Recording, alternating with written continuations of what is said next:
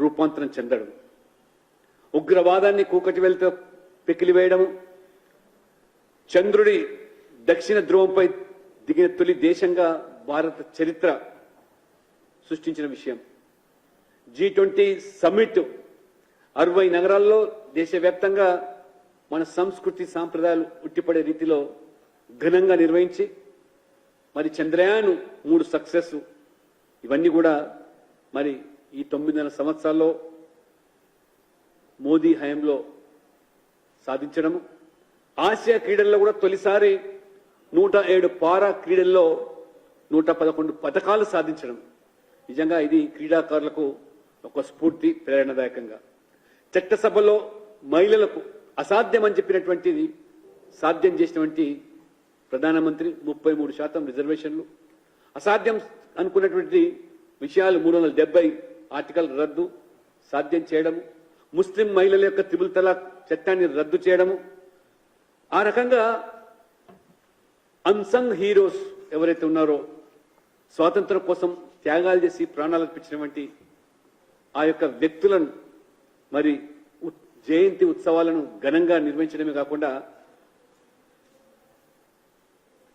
భగవాన్ బిర్సా ముండా యొక్క జన్మదినాన్ని జనజాతీయ గౌరవ దివస్గా ఏ రకంగా ఇవాళ ఆదివాసులను గౌరవాన్ని పెంచే విధంగా తెలంగాణలో కూడా సమ్మక్క సారక్క పేరు మీద ఒక గిరిజన యూనివర్సిటీకి మంజూరు చేసి నిధులు సమకూర్చి మరి తెలంగాణ ప్రాంతంలో ఉన్నటువంటి గిరిజనుల యొక్క మనోభావాలు కాపాడు.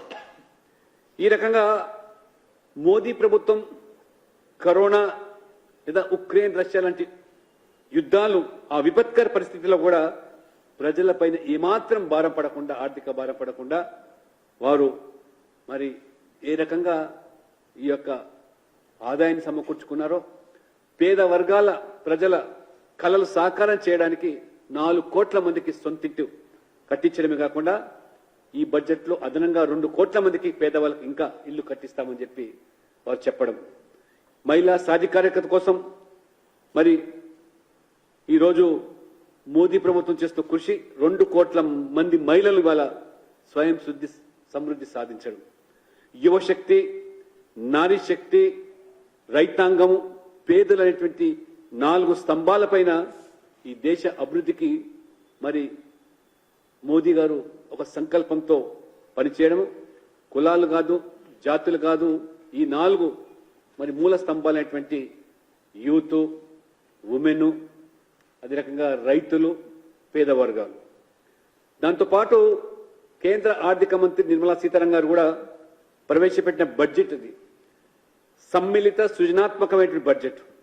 అన్ని వర్గాల ప్రజల శ్రేయస్సుకు దోహదపడేటువంటి, ప్రజల్లో విశ్వసనీయత పెంచేటువంటి బడ్జెట్ ప్రవేశపెడితే దానిని కూడా వక్రీకరించి ఏ రకంగా రాజకీయాలతో, ఎన్నికలతో నిమిత్తం లేకుండా భారతదేశం యొక్క భవిష్యత్తుకు దోహదపడేటువంటి బడ్జెట్ను వారు ప్రతిపాదిస్తే వికసిత భారత్, అభివృద్ధి చెందినటువంటి దేశంగా 2047 సంవత్సరానికి భారతదేశాన్ని మరి తీసుకెళ్లాలనేటువంటి ఒక సంకల్పంతో ప్రభుత్వం ప్రవేశపెట్టిన బడ్జెట్ ముఖ్యంగా ఇన్ఫ్రాస్ట్రక్చర్ మీద కానీ లేదా ఈరోజు మరి సంక్షేమం పట్ల సమపాలతో ఒక సమానత పాటిస్తూ మరి దేశ ప్రజల ఆకాంక్షలకు, అంచనాలకు అనుగుణంగా ప్రజా సంక్షేమము, అభివృద్ధి 2 కళ్ళ మాదిరిగా ఈ యొక్క ప్రభుత్వం మరి సమతూకంతో ఈ యొక్క 2 పనులు చేస్తూ ఉంటే దేశం ఇవాళ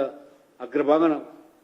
అదే రకంగా రైల్వేల యొక్క అభివృద్ధి కోసం దాదాపు 2.5 లక్షల కోట్ల రూపాయలు మూలధన వ్యయాన్ని ఆర్థిక మంత్రి నిర్మలా సీతారామన్ గారు ప్రకటించే తెలంగాణకు సంబంధించి 5,071 కోట్లు ప్రత్యేకంగా రైల్వేల కోసం కేటాయించడం అనేది ఇది గొప్ప విషయం. అంతకుముందు కూడా గతంలో ఏనాడు లేని విధంగా ఉమ్మడి రాష్ట్రంలో రైల్వేకి ఎంతైతే కేటాయింపు జరిపారో మరి దాదాపు అత్యధికంగా 800 కోట్లు ఉమ్మడి రాష్ట్రంలో ఆ రోజు మరి బడ్జెట్ కేటాయిస్తే మొన్న గత సంవత్సరం కేవలం తెలంగాణకు మాత్రమే 4,480 కోట్లు రైల్వే కోసం బడ్జెట్ కేటాయించి ఏ రకంగా ఇవాళ మరి రైలు కనెక్టివిటీ పెంపొందిస్తూ ఆ రకంగా మరి గత 50-60 సంవత్సరాలు సాధించినటువంటి రైల్వే అభివృద్ధికి ఈ ప్రభుత్వం పాటుపడడం, మహిళా సాధికారతపై మరి దృష్టి పెట్టడమే కాకుండా నారీ శక్తి పేరు మీద మహిళలకు పెద్దపీట వేస్తూ నరేంద్ర మోదీ గారి ప్రభుత్వం లక్పతి దీదీ పేరు మీద మరి ఆ రకంగా మహిళలను స్వయం సమృద్ధి సాధించడమే కాకుండా ఆర్థికంగా నిలదొక్కడానికి 2 కోట్ల మందికి ఆ వెసులుబాటు కల్పిస్తే ఈ బడ్జెట్లో దాన్ని 3 కోట్ల మందికి పెంచడం అంటే మరి ఆ రకంగా మరి ఈ ప్రభుత్వం మహిళల పట్ల ఏ రకంగా పక్షపాతంగా వివరించింది. కేంద్ర బడ్జెట్లో కూడా వ్యవసాయము రైతుల సంక్షేమం కోసం 1.27 లక్షల కోట్లు మరి కేటాయించి రైతులకు దన్నుగా నిలబడ్డట్టు. వ్యవసాయ రంగంలో మరింత వృద్ధి కోసం పబ్లిక్ ప్రైవేట్ పెట్టుబడులు కూడా ప్రభుత్వం ప్రోత్సహిస్తున్నది. అందుకనే 2047 లక్ష్యంగా పథకాలు రూపొందించి అన్ని వర్గాల కళను సాకారం చేయడానికి ఈ యొక్క బడ్జెట్ దోహదపడతా ఉంటే మరి ముఖ్యంగా ఈరోజు కిసాన్ సమ్మాన్ నిధి యోజన కింద తెలంగాణలో మరి 38 లక్షల రైతులకు మరి ఇది దోహదపడుతూ ఉంటే దేశవ్యాప్తంగా మరి దాదాపు 11.8 కోట్ల మందికి రైతులకు ప్రత్యక్ష ఆర్థిక సహాయం. ప్రధానమంత్రి కిసాన్ సంపద యోజన కింద మరి 30 లక్షల మందికి నానో యూరియా విజయవంతంగా చేపట్టిన తర్వాత నానో డిఏపిని వివిధ ఇతర పంటలకు వినియోగించడాన్ని అన్ని వాతావరణ జోన్లకు విస్తరింపజేయడానికి చర్యలు తీసుకున్నానికి ఈ బడ్జెట్లో మరి ప్రస్తావించడం. ఈ రకంగా చూసినట్టయితే మరి ఈ ప్రభుత్వము ప్రత్యక్ష నగదు కాకుండా డైరెక్ట్ మరి ఈ యొక్క డీబీటీ ద్వారా బెనిఫిషరీ ట్రాన్స్ఫర్ కింద 34 లక్షల కోట్ల రూపాయలు పేదల బ్యాంక్ ఖాతాలకు చేరవేస్తుంది. స్కిల్ ఇండియా కింద 1,40 లక్షల యువకులకు నైపుణ్య శిక్షణ కల్పించి వారిని సాధికారత చేయడము. ముద్రా యోజన కింద 22.5 లక్షల కోట్ల విలువ చేసే 43 కోట్ల రుణాలు మంజూరు చేయడం జరిగింది. మరి 3,000 ఐఐటీలు, 3,000 ఐటీఐలు, 7 ఐఐటీలు, 16 ట్రిపుల్ ఐటీలు, 15 ఎయిమ్స్లు, 390 విశ్వవిద్యాలయాలు ఈ ప్రభుత్వం ఏర్పాటు చేసిందంటే మరి గత 10 ఏళ్లలో మహిళల యొక్క మరి ఉన్నత విద్యలో 25% గణాంకంగా పెరుగుదల దోహదపడతా ఉన్నది. ఈరోజు పేదవాడు ఎవరు కూడా ఆకలితో అలమటించకూడదని చెప్పి ప్రధానమంత్రి గరీబ్ కళ్యాణ్ యోజన కింద మరి ఏదైతే 80 కోట్ల మందికి ఉచితంగా 5 కిలోల బియ్యం పంపిణీ ఉన్నదో రాబో 5 సంవత్సరాల వరకు కూడా పొడిగించడము. ఆ రకంగా దేశ ఆర్థిక వ్యవస్థలో గుణాత్మకమైన మార్పులు తీసుకొచ్చి 3వసారి ముచ్చటగా ప్రధానమంత్రి మోదీ గారు మరి ఈ దేశానికి ప్రధానమంత్రి అయితే 3వ ఆర్థిక దేశంగా తీర్చిదిద్దే సంకల్పంతో లక్ష్యంతో మోదీ గ్యారంటీ ఈ ప్రజలకు ఆ విశ్వాసం కల్పిస్తా ఉన్నది. అయితే పార్లమెంట్ ఎన్నికల్లో రేపు ఈ రాష్ట్రంలో కూడా మనం చూస్తా ఉన్నాం రాజకీయ పరిణామాలు. కాంగ్రెస్ బీఆర్ఎస్ ఇద్దరు తోడు దొంగలే. మరి తెలంగాణలో బీఆర్ఎస్ శకం ముగిసింది. బీఆర్ఎస్ రాజకీయంగా వారికి భవిష్యత్తు లేదు. కాంగ్రెస్ కూడా ఉచితాల పేరు మీద 6 గ్యారెంటీల పేరు మీద ప్రజలు మభ్యపెట్టి అధికారంలోకి వచ్చింది తప్పితే అది కాంగ్రెస్ గెలుపు కాదు. బీఆర్ఎస్ ఓడింది వాస్తవమే, కానీ కాంగ్రెస్ లాభపడింది అంతే. కాబట్టి ఈ 50 రోజుల కాంగ్రెస్ పాలన పట్ల ప్రజలు మరి పెదవి విరిచే పరిస్థితి. గ్యారెంటీల పేరు మీద ఈ యొక్క పార్లమెంట్ ఎన్నికల షెడ్యూల్ లోపల దాన్ని అమలు పరచకుండా అది ఏ రకంగా మరి మభ్యపెట్టే మాటలతో కాలం వెలిపిస్తుంది తప్పితే ఎన్నికల తర్వాత ఏరు దాటిదాకా ఓడమల్లయ్య, ఏరు దాటిన తర్వాత బోడిమల్లె చిన్నంగా వివరిస్తుంది. కాబట్టి ఏమాత్రం ఈ ప్రభుత్వానికి చిత్తశుద్ధి ఉండితే 100 రోజుల నిపంతో కాలయాపన కాకుండా ఇచ్చిన మాట నిలబెట్టుకోవాల్సిన అవసరం ఉంది. ఈరోజు బీఆర్ఎస్ అదే రకంగా కాంగ్రెస్ పరిస్థితి చూస్తూ ఉంటే ఇవాళ కాళేశ్వరం ప్రాజెక్టు, అదే రకంగా ఓఆర్ఆర్ మరియు ధరణి ఏవైతే అవినీతి కుంభకోణాలని చెప్పి ఎన్నికల ముందు మరి ఆనాడు పిసిసి అధ్యక్షుల రేవంత్ రెడ్డి గారు అయితే మరి వాటి గురించి ప్రస్తావించి ఇవాళ ప్రభుత్వం అధికారులకు వచ్చిన తర్వాత ముఖ్యమంత్రి అయిన తర్వాత వీటి పట్ల ఊసెత్తకుండా కోనీ రాగాలు తీయడము, ఏ రకమైనటువంటి ఈ ధోరణికి ఈ కాంగ్రెస్ బీఆర్ఎస్ పట్ల మితక వైఖరి అవలంబిస్తున్నారో తెలంగాణ ప్రజలు గమనిస్తున్నారు. కాబట్టి తెలంగాణ బీఆర్ఎస్ ప్రభుత్వం హయాంలో జరిగిన కాళేశ్వరం ప్రాజెక్టు ఓఆర్ఆర్ ధరణి విచారణలో కాంగ్రెస్ ఒక్క అడుగు కూడా ముందుకు వేయకుండా ఇవాళ సిబిఐ ఎంక్వైరీ అన్నటువంటి మీరు ఇవాళ దాన్ని నీరుగార్చేటువంటి ప్రయత్నం చేస్తున్నారు.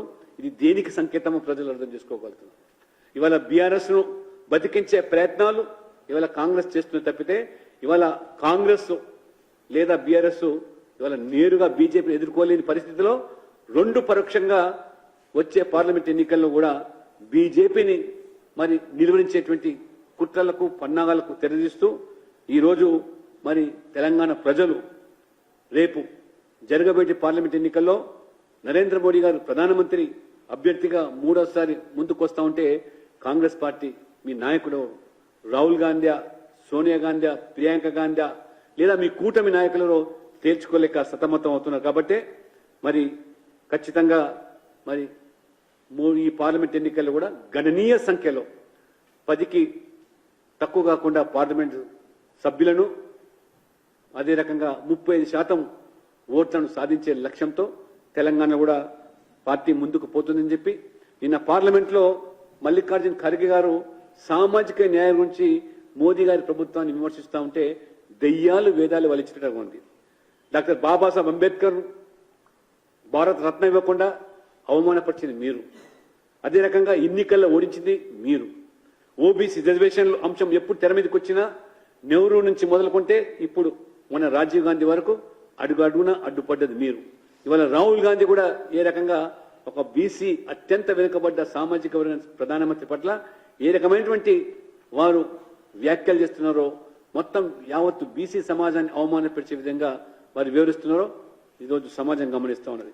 ఇవాళ మరి కర్పూరి ఠాకూర్ అత్యంత వెనుకబడ్డ సామాజిక వర్గానికి సంబంధించినటువంటి ఒక న్యాయ వృత్తి మంగళ వృత్తిలో పుట్టిన వ్యక్తి 2 సార్లు ముఖ్యమంత్రి అయితే కనీసం మీ ప్రభుత్వం గౌరవించకపోతే ప్రధానమంత్రి నరేంద్ర మోడీ గారి ఇవాళ భారత రత్న ఇచ్చి ఏ రకంగా ఇవాళ యావత్తు బీసీలు గర్వపడే రకంగా భారత్న ఇవ్వడం జరిగిందో అదే రకంగా మరి ఎల్కే అద్వానీ గారు కూడా ఈ దేశం కోసం ధర్మం కోసం దేశభక్తితో నమ్మిన సిద్ధాంతాలకు రాజీ లేని పోరాటం చేసి తిరుగులేని నాయకుడిగా పదవుల కోసం ఆరాటపడకుండా విలువలతో కూడుకున్న రాజకీయాలు నడిపినటువంటి ఆ మహనీయుడు కూడా భారతరత్న ఇవ్వడాన్ని భారతీయ జనతా పార్టీ స్వాగతిస్తూ మోదీ ప్రభుత్వానికి ప్రత్యేకంగా ధన్యవాదాలు తెలియజేస్తా ఉన్నాం.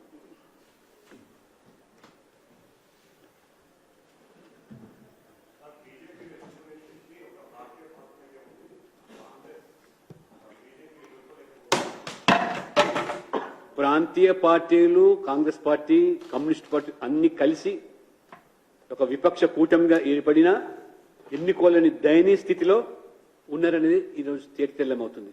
ప్రాంతీయ పార్టీలు జాతీయ పార్టీలు అదే రకంగా వామపక్ష భావాలుండే కమ్యూనిస్ట్ పార్టీలు అందరు కలిసి కట్టి మరి గుంపుగా వచ్చినా కానీ వాళ్ళ మోదీ గారిని బీజేపీని ఎదుర్కొనేటువంటి ఆ యొక్క నిస్సహాయ స్థితిలో మీరున్నారు. నిన్న చెప్పకనే చెప్పారు మల్లికార్జున ఖర్గే గారు పార్లమెంట్లో అక్కీ బార్ 400 పార్ అని. మేము ఇంకా సంఖ్యను మేము ఖరారు చేయలేదు. ఖచ్చితంగా 303 సీట్లు దాటుతాం. గతంలో ఉన్నటువంటి ఓట్ల శాతాన్ని కూడా పెంచుకుంటాం. మూడోసారి ఖచ్చితంగా మోదీ గారిని ప్రధానమంత్రిని ప్రజలు ఇవాళ కోరుకుంటున్నారు.